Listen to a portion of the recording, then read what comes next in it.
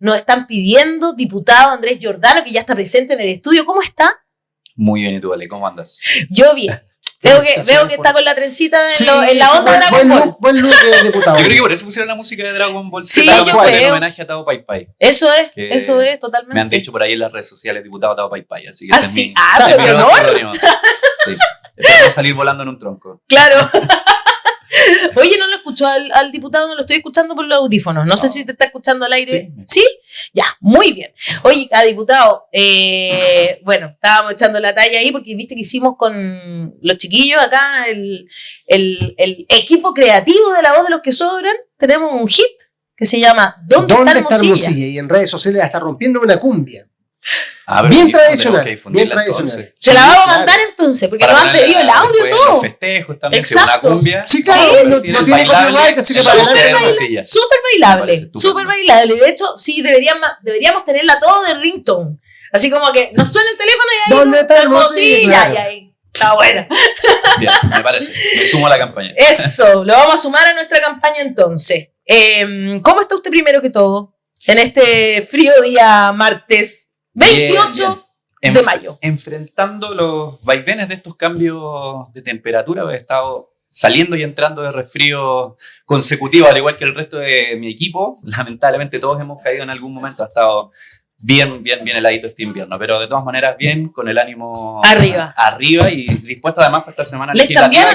Les cambiaron la semana legislativa para que puedan estar el sábado en la cuenta pública, ¿no? Claro, porque hay varias comisiones que trabajan el día viernes hasta tarde, en este caso, y que les permiten al fondo de una otra manera no tener que estar yendo y viniendo a sus regiones, porque recordemos que hay algunos que somos de la región metropolitana, pero hay otros parlamentarios que tienen que viajar varios kilómetros más. Entonces se tomó en consideración aquello, se pusieron las jornadas legislativas miércoles, jueves y viernes, y el sábado tenemos cuenta pública. Muy bien. Oiga, pongan la música para que la escuchen. Pero tiene que poner, tiene que ponerse audífono. Ya. Vamos, ahí, pónganle la canción al diputado para que la conozca y la ponga en su próxima, ahí ya está con los audífonos puestos. En su próxima fiesta, el diputado Andrés Giordano. Mira, aquí está.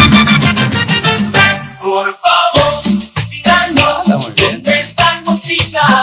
¿Dónde está Hermosilla? ¿Dónde está Hermosilla? Es como cumbia villera. Tal cual, Hermosilla, la onda. ¿Dónde está Hermosilla? ¿Viste qué dice Hermosilla? En un yate. Yo creo que está así en un yate ahí, pasando los regios en alta mar. Se busca. Mientras nosotros acá... Pero va a ser el éxito del 18 mientras no aparezca el caballero. Va a ser el éxito del próximo 18 de septiembre. Ay. Ahí está. Ahí está nuestro hit. ¿Dónde está Hermosilla? Y Loreto González me dice, Ale, dile de mi parte al diputado cosita rica. Yo estoy pasando nomás. Pasando el dato. Pasando el dato. No cosifiquen al diputado, nada que ver. Nada que ver. No estamos en esos tiempos ya. Estamos en esos tiempos. Claro, no está el horno para bollos. Mejor empecemos el bombardeo, Ale. ¿Nos deconstruimos o nos reconstruimos? Exacto. Hoy día nos vamos a deconstruir y reconstruir al tiro. Vamos a partir preguntándole porque el gobierno... en algo que nosotros con Rodrigo al menos acá y a nuestro público también le parece bastante bien, arremetió con un spot, entre otras cosas en realidad, porque también arremetió la ministra Janet Jara contra el senador Moreira por no poner en tabla, ¿no es cierto?, la reforma de pensiones. A pesar de los completos que se comieron el otro día, en el día del completo, no resultó, parece, y no ha puesto en tabla esto y dijo que lo iba a dejar para julio. Entonces, bueno, el gobierno arremete con este spot publicitario que aparece a través de redes sociales y de la televisión, donde explican de cierta forma la reforma de pensiones. Y la derecha salió indignada, pero indignada, a decir que esto era ilegal.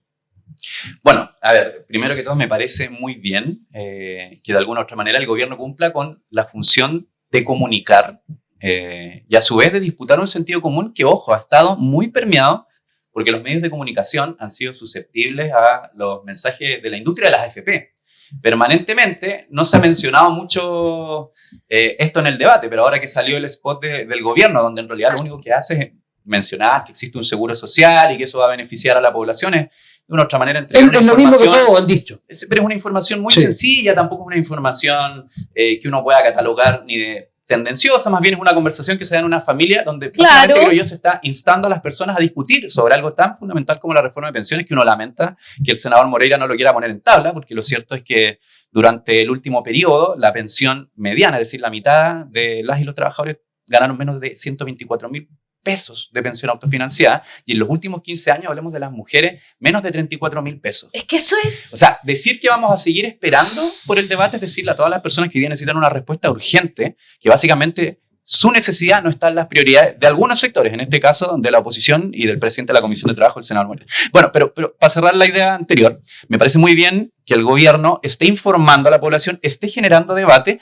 porque por el otro lado los canales de televisión han estado circulando, ¿no? Dando vueltas un spot publicitario o varios spots publicitarios que no vienen firmados por nadie, que vienen con una página que dice yo quiero elegir, pero que si tú entras a la página te das cuenta que es la asociación de AFP que está invirtiendo una cantidad de millones en atacar directamente la reforma previsional. ¿Y el spot no dice que es de la asociación de AFP? No, termina diciendo invitando a decir yo quiero elegir. Y tú te metes a la página yo quiero elegir y ahí sí Y aparece el logo. Aparece el logo de la asociación de AFP. Y esto es, digamos, es una triquiñuela, porque hay que decirlo, las AFP... para gente que nos está viendo en la casa, solo pueden comunicar y publicitar cuestiones que digan relación con la educación previsional, es decir, con lo que tiene que ver exactamente con cómo administran ellos los fondos de pensión y algunas alternativas que, dado el modelo que tenemos, puedan ser información importante para los trabajadores y trabajadoras. Lo que no pueden hacer es propaganda política, que es derechamente lo que han hecho, atacando una reforma a través, eso sí, esa es la figura interesante, de una asociación que no puede ser supervisada por la Superintendencia de Pensiones y que por lo tanto nosotros hasta el momento no tenemos ideas, a pesar de que estamos realizando varios oficios para tratar de pesquisar cuántas lucas, de dónde salen esas lucas, se están poniendo en una propaganda publicitaria que derechamente lo que dice es atacar el seguro social del 6%, lo dice con todas sus letras, básicamente insta a la gente a decirle la plata es tuya, no dejes que alguien ponga un seguro social que beneficie a toda la sociedad porque esto es del individuo. Apela derechamente al individualismo. Exactamente. Y a un cambio de relato que es lamentable. Yo siento que de alguna manera también acá hemos fallado. No lo olvidemos que en todo el camino de la última década, que comenzó con el movimiento estudiantil, con los pingüinos, con los reclamos por pensiones, con el crecimiento exponencial de las marchas no más AFP, había un consenso general de que el dejar esto exclusivamente como un seguro privado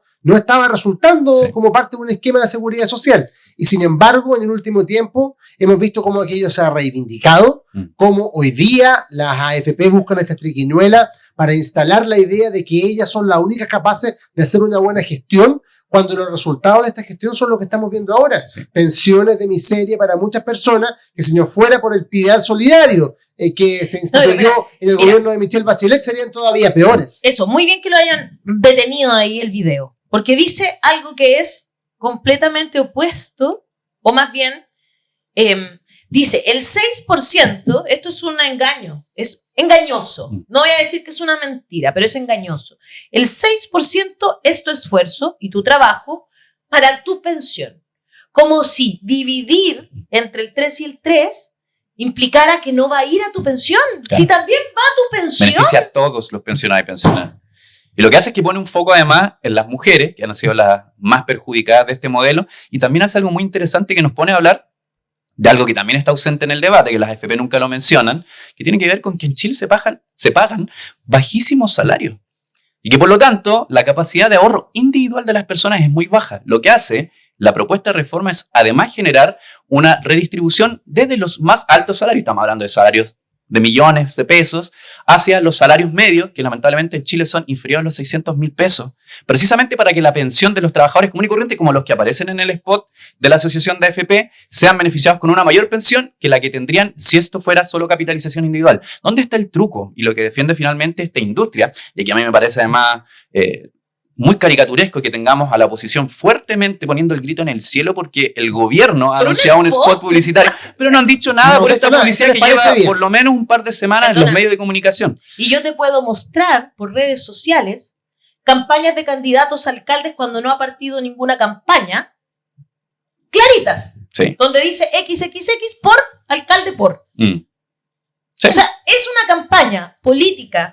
Antes que el CERVEL tenga un vacío legal ahí, que me da la impresión, pero ahí nadie pone el grito en el cielo, nadie. Y hay campañas directas a través de las redes sociales. Tanto, alcalde por tal comuna, ¿no? Sí. Entonces, de verdad, a mí me parece el colmo de los colmos.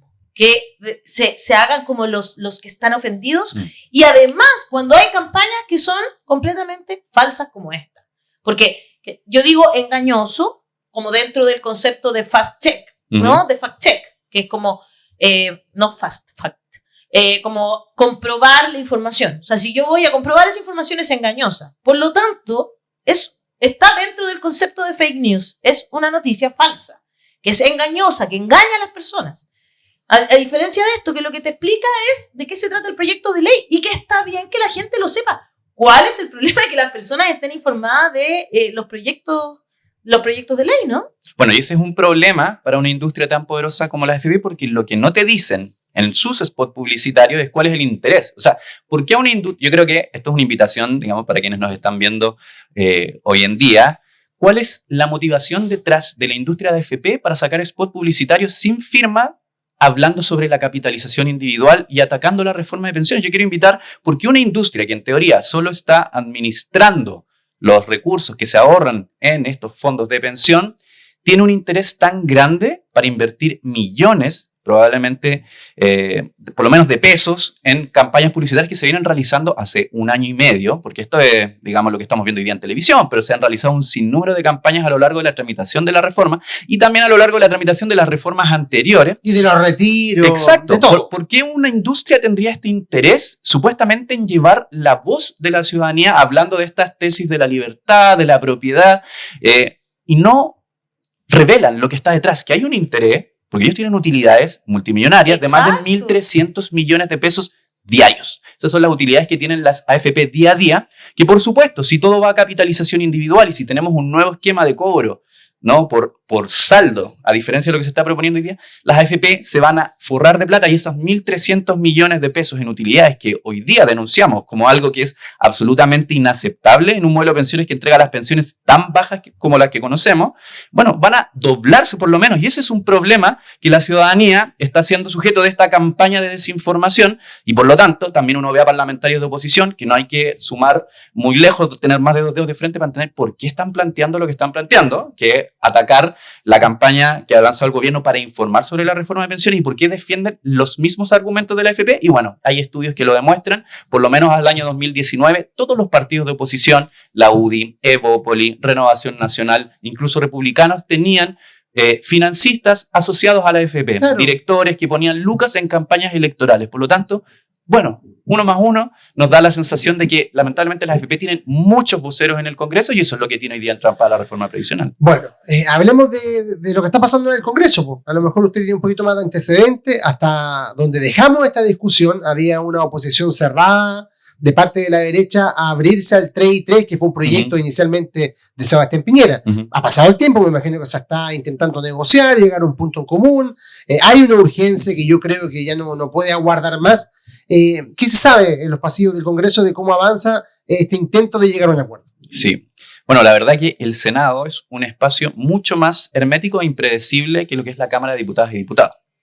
Al punto que, como lo ha señalado la ministra Jara, las urgencias que pone el Ejecutivo, que debiesen guiar el ritmo de la actividad parlamentaria, no son respetados y el presidente de la Comisión de Trabajo, bueno, se da el lujo de no poner un proyecto como el de pensiones en tabla. Claro. Eso ocurre solo en el Senado.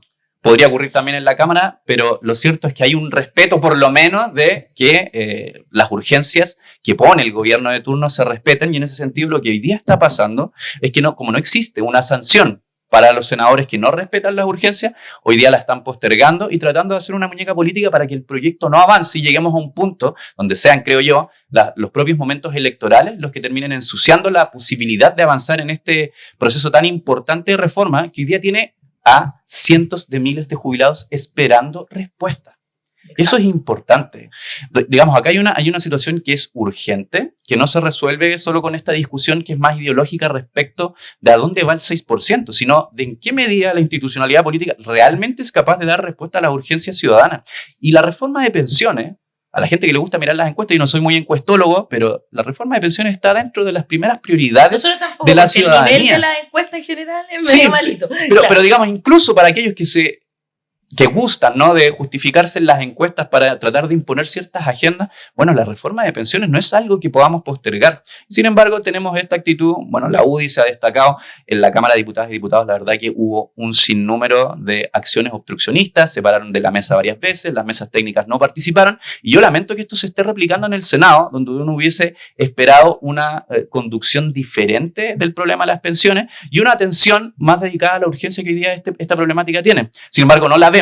Y es bien complejo lo que puede hacer el Ejecutivo para tratar de destrabarlo. Le pedí yo si no me podían poner eso, bajen hasta donde se ve como los ejemplos de cuánto subiría, porque nos están pidiendo eso, para que la gente quiere saber un poquito más la materialidad, cuánto da a su bolsillo.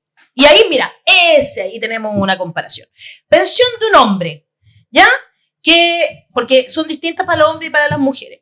Pensión de un hombre sube en 123.911 pesos. Es decir, de 193.917 quedarían 250.000. Para que vayamos dándonos cuenta de cuál sería, cómo aumentaría, claro, pensando que tendríamos una PGU que pasa de un nivel a otro nivel. Mira, la tasa de reemplazo corresponde a la pensión total dividida por su última remuneración de referencia.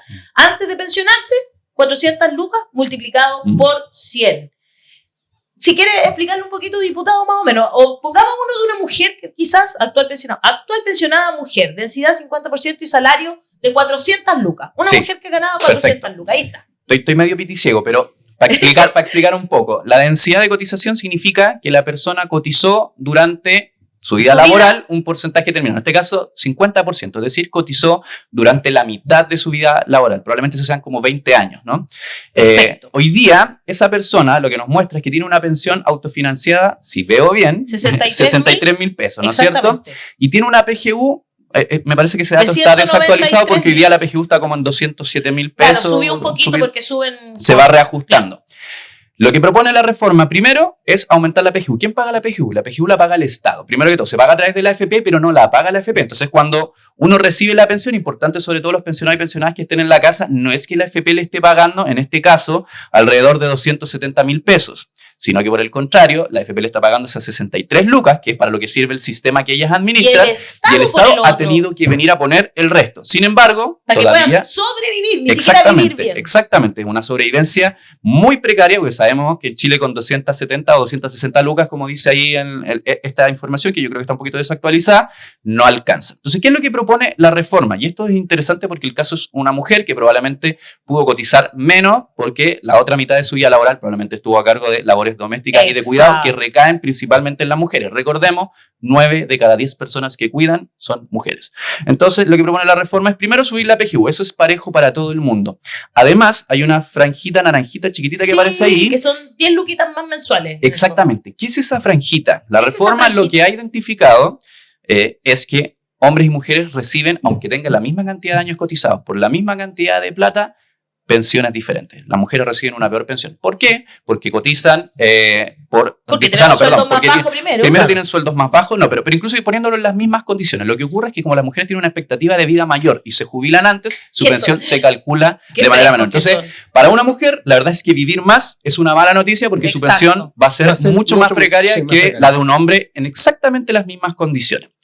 Entonces, lo que hace la reforma es que además complementa la pensión de las mujeres para que tengan igualdad de montos, aunque en igualdad de condiciones, en el fondo. Entonces, esa franjita naranja es una compensación por tablas de mortalidad. Y lo que viene después, lo verde, es el seguro social. Y acá lo interesante es que la mayoría de las y los trabajadores, el 75%, recibirían ese monto verde, es mayor para quienes reciban un seguro social mayor, versus que si todo esto fuera capitalización individual. Eso es lo que no se dice en el debate. El seguro social a la gran mayoría de las y los trabajadores le da más que si esos mismos recursos van el 6% íntegro a la capitalización individual. Pero hay un truco, o no más bien un truco, sino que una maldad implícita en hablar del 6% solo capitalización individual. Porque acá estamos viendo un caso de una mujer jubilada, o que se jubile ahora, va a tener estos beneficios, o que esté jubilada, va a tener una compensación por años cotizados que va a lograr más o menos esta pensión, que si además uno mira el resultado, esta persona se jubiló por 400.000 pesos, ¿no es cierto? Ese era el dato que teníamos. Exactamente. Y la pensión a la que estamos llegando es casi 400.000 pesos. Es decir, tiene una tasa de reemplazo de casi el 100%, es decir, gana una pensión muy similar a lo que ganaba y eso cuando solo con trabajaba. un 3% yendo a solidaridad, digamos. El gobierno ha señalado que con un 3% todavía se logran financiar estos beneficios. Con menos de un 3% se cae. Con más de un 3%, evidentemente esto permitía pensar en mejores beneficios en el largo plazo. Y eso es algo que lamentablemente ha quedado fuera del debate porque lo que está en la discusión es lo inmediato. Pero ¿qué pasa? Lo último que quiero decir, si no tenemos el seguro social y esta persona se está jubilando en el 2024, esa persona no va a tener ese aumento verde, porque lamentablemente no va a cotizar más. Y la cotización individual solo va a beneficiar a quienes coticen por 40 años a partir de que esté promulgada la reforma. Es decir, van a tener un aumento en su pensión, efectivamente las personas que puedan cotizar sin laguna y con, digamos, una vida laboral impecable, pero en 40 años más. ¿Qué pasa con todos los jubilados actuales y con los jubilados de los próximos 40, 35 años? Todos ellos no van a tener una mejora en su pensión. Entonces, lo que nosotros estamos defendiendo es que la reforma tiene que provocar un cambio ya, no en 40 años. Fantástico. Yo creo que este ejemplo... Debería haber puesto el diputado en el spot.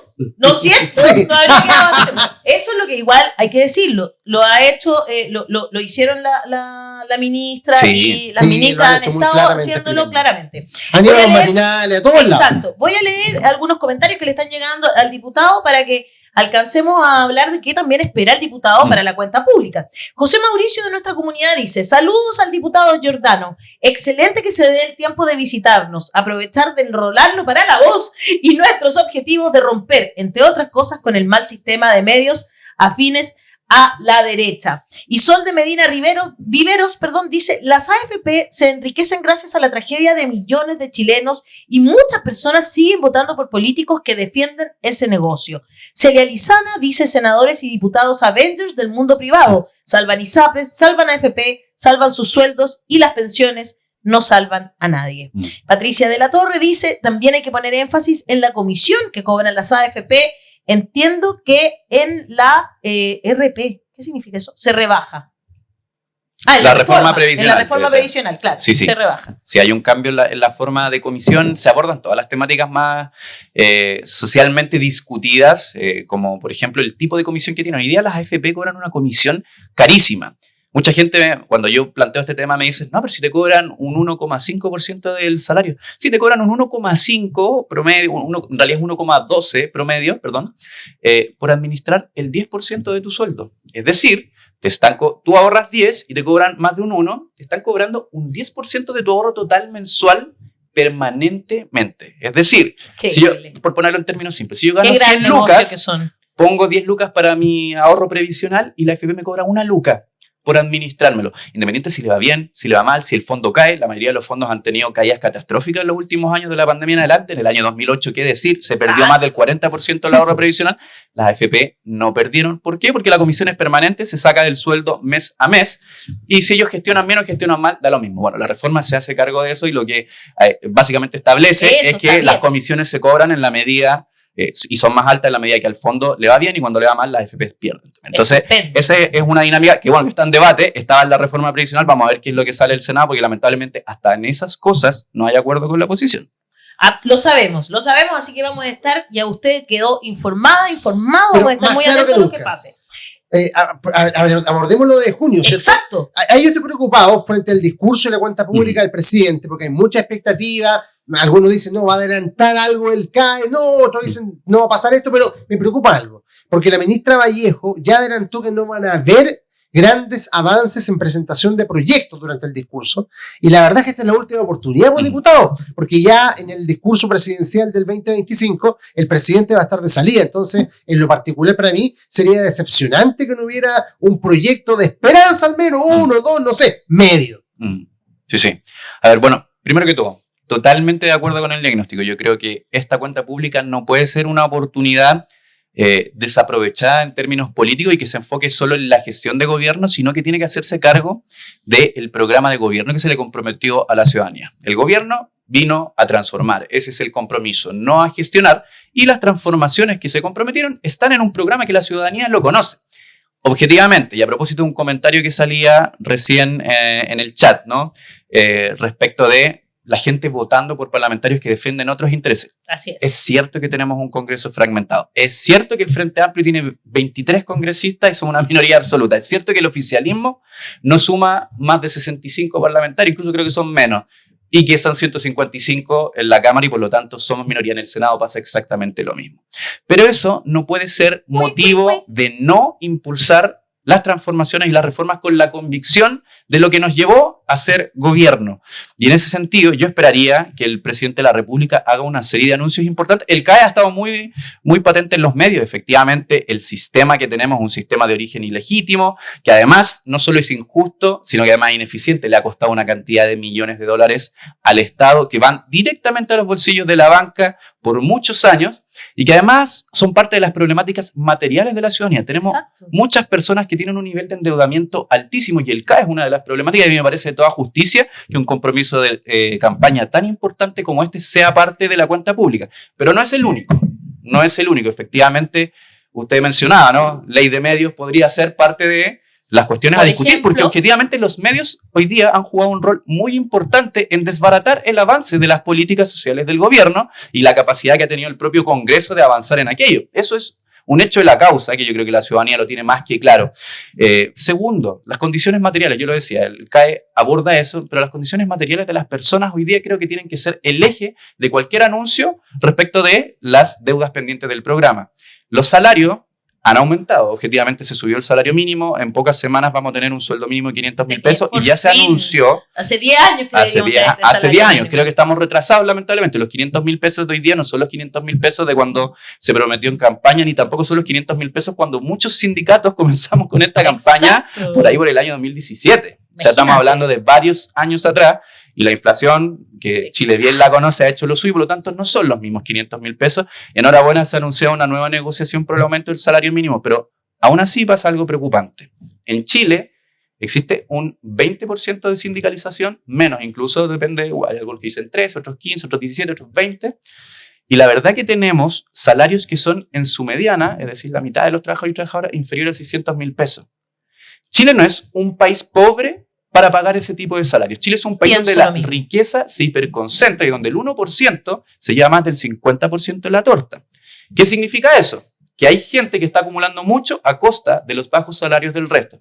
Y hay medidas que están contenidas en el programa de gobierno que quizás no son incluso muy populares en el sentido de que, como no las conocemos, no se discuten en el cotidiano, pero la negociación ramal, la negociación multinivel, que es una demanda del mundo sindical de los últimos 30 años, me atrevería a decir yo, y que está presente en países muy equitativos como Uruguay, como Alemania, como Bélgica, como Suecia. La verdad es que ayudan efectivamente a nivelar salarios y a que las expectativas de vida y la calidad material de la vida de las personas aumente. Yo creo que esa es, como siendo un compromiso de campaña, que yo sé que no es pop, no es cultura pop hablar de negociación, porque tenemos baja sindicalización, nos permite nivelar los salarios hacia arriba y nos permite que, aunque haya poca sindicalización, porque muchos países que tienen negociación ramal tienen baja sindicalización también. Alemania tiene... Sí, no es necesariamente que haya una altísima sindicalización, aumenta. Esos dirigentes sindicales consiguen cosas que al final son para todos los trabajadores. Exactamente, porque la negociación ramal generalmente establece mecanismos de contrato colectivo que llegan a lugares donde es imposible sindicalizarse. Es como si usted no hubiese estado leyendo la mente, querido diputado. Así nos conectamos. Fíjese que después de usted viene la Confederación Bancaria a hablar sobre negociación ramal. Imagínense, ellos presentaron una propuesta a la Subsecretaría de Trabajo y una propuesta bien robusta de negociación ramal. Hay otros sindicatos que también se han agrupado en una organización de múltiples sindicatos, que se llama Astra, que también entiendo van a presentar su propuesta de negociación ramal y multinivel. Probablemente la CUT ha hecho lo suyo. Yo creo que es un debate que hay que dar, que no puede pasar de este año, que no puede ser un saludo a la bandera y que tiene que ser dentro de los compromisos que le escuchemos al presidente Gabriel Boric este 1 de junio. ¿Usted cree que debería presentar esto quizás el 1 de junio? Yo creo que tiene que presentarlo y espero que lo podamos tramitar en la Comisión de Trabajo con todas las fuerzas de la historia, porque me parece que es un cambio estructural para la distribución y redistribución de la riqueza, que sabemos en Chile es uno de los problemas. Hagamos memoria que el 2019 la gente demandó en las calles cuando estallamos en conjunto demandando condiciones más justas y equitativas de vida, condiciones materiales. Y lamentablemente en el mundo del trabajo se corta gran parte de ese debate y la negociación ramal, multinivel, creo que es una herramienta que nos puede poner en sintonía con esos países que tanto nos gusta compararnos a los famosos países de la OCDE, que Exacto. Chile se enorgullece de estar allí, pero digamos, cuando tiene que tomar medidas que igualen las políticas públicas de aquellos países, sobre todo en materia laboral, sobre todo en materia de impuestos, la verdad que mira para el costado. Y recordemos que Chile, según los últimos estudios, es el más desigual de toda Latinoamérica. Así es. Antes estaban por sobre nosotros en desigualdad, No, claro. que no es un buen índice, digamos. Me acuerdo que estaba, por ejemplo, Perú, México. Hoy día nosotros somos los más desiguales. Sí. Y esa para mí es la razón estructural de todo lo que pasó el 18 de octubre y que ahora se intenta meter debajo de la alfombra en este intento de cambiar el relato y hacer parecer de que todo fue un cuento chino de violencia. Tal cual. Diputado Andrés Giordano, muchas gracias por estar aquí. Siempre un placer. Por además abordar todos los temas que le propusimos y explicar de forma tan clara la reforma de pensiones. Que lo manden también ustedes ahí en los... Sí, de hecho, yo hoy día tengo con unos vecinos de Conchalí un conversatorio a las 7 de la tarde. Así que estaremos en Conchalí explicando la reforma de pensiones. Me encanta. Entonces, entren a las redes del diputado, porque si ustedes son de Conchalí y sus alrededores, me imagino, pueden ir a escuchar al diputado que va a explicar la reforma de pensiones. Muy importante lo que está haciendo ahí el diputado en ese trabajo. ¿Aún no eres parte de la comunidad de La Voz de los que Sobran? Suscríbete a nuestro canal de YouTube y no te pierdas todos los días de lunes a viernes el matinal de La Voz de los que Sobran. Disfruta de contenido exclusivo, entrevistas y mucho más. Apoya el periodismo independiente, dale like, suscríbete y activa la campanita. Participa en nuestras transmisiones en vivo y comenta. Podrás revisar los momentos destacados de la semana y mucho contenido de calidad.